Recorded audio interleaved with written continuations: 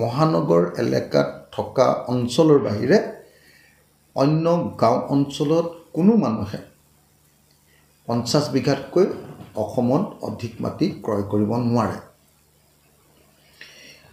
এজন মানুহৰ নামত বা এটা কোম্পানীৰ নামত বা এটা পৰিয়ালৰ নামত 50 বিঘাতকৈ অধিক মাটি ক্ৰয় কৰাটো বেআইনী।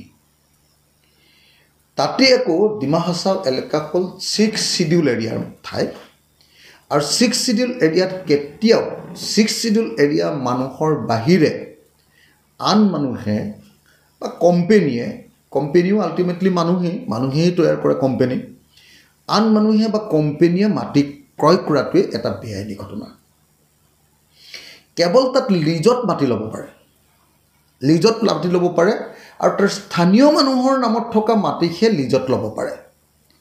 কিন্তু সম্পূৰ্ণ বেআইনীভাৱে অসাংবিধানিকভাৱে বিজেপি চৰকাৰে, হিমন্ত বিশ্ব শৰ্মা চৰকাৰখনে ক্ষমতাৰ অপপ্ৰয়োগ কৰি আৰু অমিত শ্বাহৰ নিৰ্দেশত, নৰেন্দ্ৰ মোদীৰ নিৰ্দেশত যি ধৰণে চিমেণ্ট কোম্পানীক 3000 বিঘা মাটি তাত হস্তগত কৰিবৰ কাৰণে ব্যৱস্থা কৰি দিলে, এইটোৱে প্ৰথম কথা আমাৰ সাংবিধানিক যিটো ব্যৱস্থা, সেই ব্যৱস্থাটোক আমাৰ সংবিধানখনক উলংঘা কৰিছে।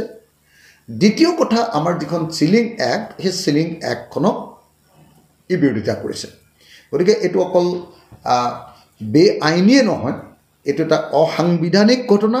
আৰু সেইকাৰণে মই গুৱাহাটী উচ্চ ন্যায়ালয়ক আহ্বান জনাইছোঁ যে ডিমা হাছাও এলেকাত চিমেণ্ট কোম্পানীক আদানী গ্ৰুপক 3000 বিঘা মাটি দিয়াৰ ঘটনাটোক নাকচ কৰিব লাগে আৰু 50 বিঘাতকৈ যাতে কোনেও মানুহে কেতিয়াও বেছি মাটি কিনিব নোৱাৰে, তাৰ কাৰণে স্থিৰ সিদ্ধান্ত গ্ৰহণ কৰিব লাগে।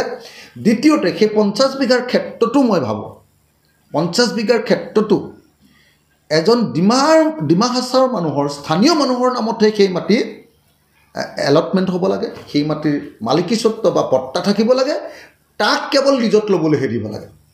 তাৰ বাহিৰে মই ভাবোঁ যে কোনো কোম্পানীক কেতিয়াও এনেকৈ ডিমা হাছাওৰ মানে চুনশিলৰ ওপৰত, ডিমা হাছাওৰ আটাইতকৈ ডাঙৰ সম্পদ কয়লা আৰু চুনশিল, এই চুনশিলৰ ওপৰত এনেকৈ সম্পূৰ্ণৰূপে কৰ্তৃত্ব প্ৰদান কৰিব নালাগে।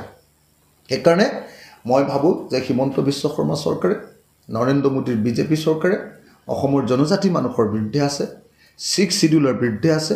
আপোনালোকে সকলোৱে জানে যে বিজেপিয়ে এক দেশ এক শাসন ব্যৱস্থা বিচাৰে। বিজেপিয়ে কোনো ৰাজ্যৰ 370 অনুচ্ছেদৰ আজি ক্ষমতাক সেইটোক কৰ্তন কৰিব খোজে। বিজেপিয়ে 371 ক অনুচ্ছেদৰ ভাৰতৰ সংবিধানৰ তাক কৰ্তন কৰিব খোজে। বিজেপিয়ে 6 শিডিউল এলেকাৰ আৰু 5th শিডিউল এলেকাৰ ৰাইজৰ যি অধিকাৰ, সেই অধিকাৰ কৰ্তন কৰিব খোজে। আপোনালোকে সকলোৱে জানে যে ঝাৰখণ্ডত 5th শিডিউল এলেকাত মাটি বিক্ৰী কৰিবলৈ, কয়লা খনি দিবলৈ লোৱাৰ কাৰণে ঝাৰখণ্ডত কিমান আদিবাসী মানুহবিলাকৰ প্ৰতিবাদ হৈছে।